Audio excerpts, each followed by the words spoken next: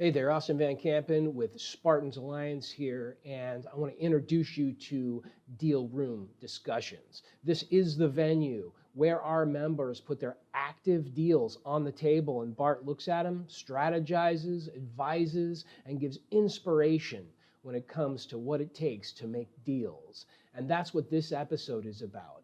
Deal Room Discussions is presenting right now Deal Maker's Grit, what it takes to be able to become a deal maker, what kind of internal fortitude you need to be able to get these deals over the finish line.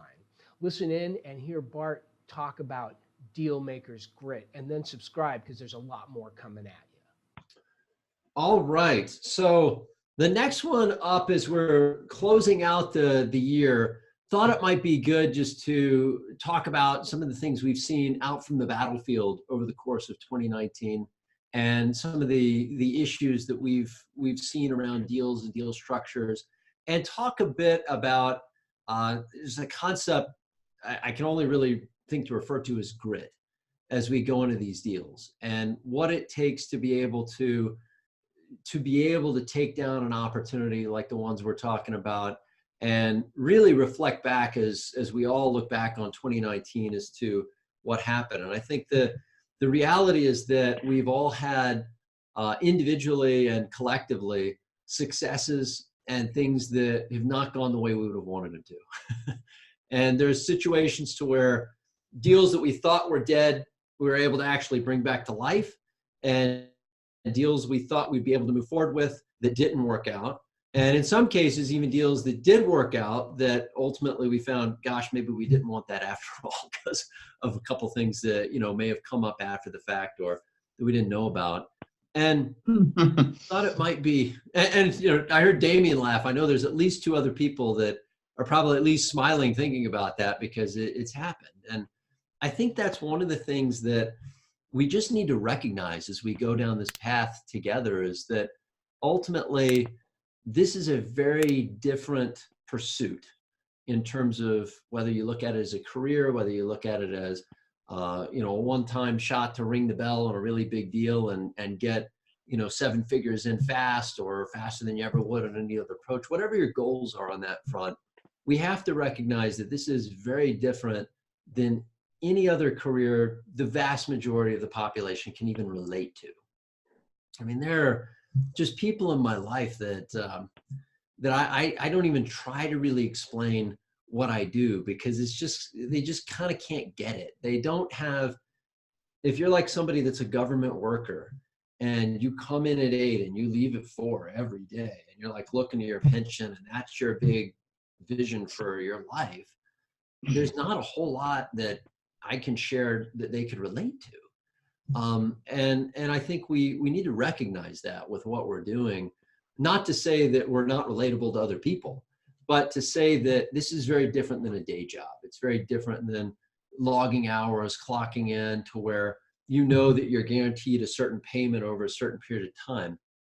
What we're going after is something very different than that. I mean, it's something that very few people are interested in doing because of the risk and the fear and the difficulty. And to be honest, very few people are capable of doing. And I think we're seeing even people that are able to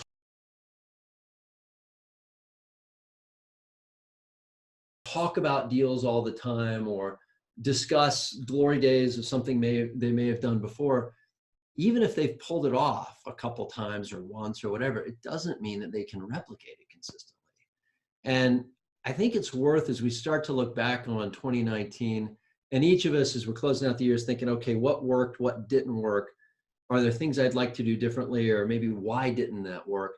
I think it's important to really talk about this concept of grit, and as it applies to deals and as it applies to what we're doing, because it's so relevant.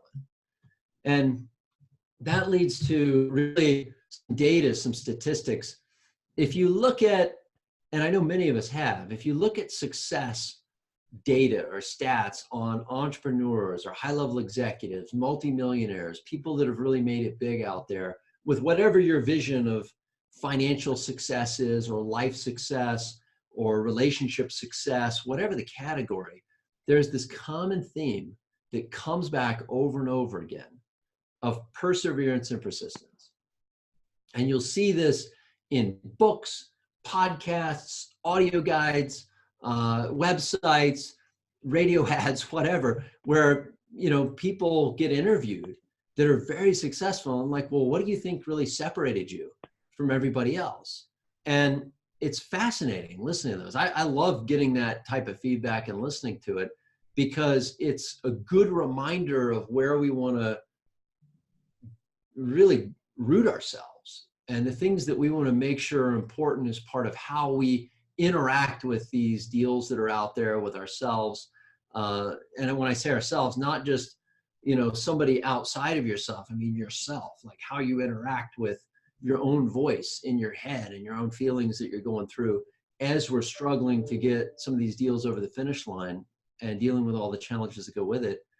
And really what it comes down to is that if you take all that data and statistics and pull it together, these very successful people will say, it's not that I was smarter than the other person or more clever or, go down a laundry list of things. They'll basically say something like, I worked harder and I never gave up. And some of them will even say, and it's probably true, like, hey, I didn't know that giving up was an option because I kind of had no choice. I had to succeed because I had to pay the bills or I had to do X, Y, Z. And you find whether they were forced to or whether it's just innately part of who they are, these individuals that charge well beyond their own grasp and well beyond what society might tell them is acceptable or normal before you give up. And the ones that actually persevered, persisted, and kept going are the ones that actually have the highest success rate. They're the ones that actually have a story to tell today, to look back and say, yeah, it's because I didn't give up. Now, that's not to say that it means we should pursue every deal and never give up on a deal, right? I'm not saying that, because there are deals that are better off dead. And I think we know that. And the faster we can actually prove that they're not viable, the faster we can shoot them in the head and move on to the next thing and just be done with it. And we should be that surgical and that brutal about it. Just like, yeah, that's not going to make us money. Move it off to the side and let's focus on something that does. Or here's something that we can make a little bit of money on. Do we want to put our time and energy in that? Or do we want to go after something that's going to make us a lot of money or create a lot of freedom or a lot of success, a lot of opportunity? Whatever that is, there's got to be some sort of measuring scale. And perseverance and persistence is about applying it to the appropriate place to make sure we're spending our time, we're spending our energy on the things that get us the best possible outcome, with whatever that outcome is that we're after.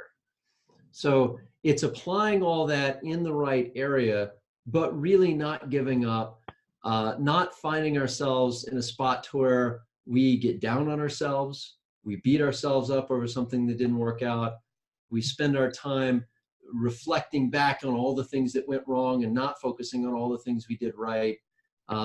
Those things that we're talking about there, and every one of them goes through that. We're human, right? We're going to have to. That's just part of the process.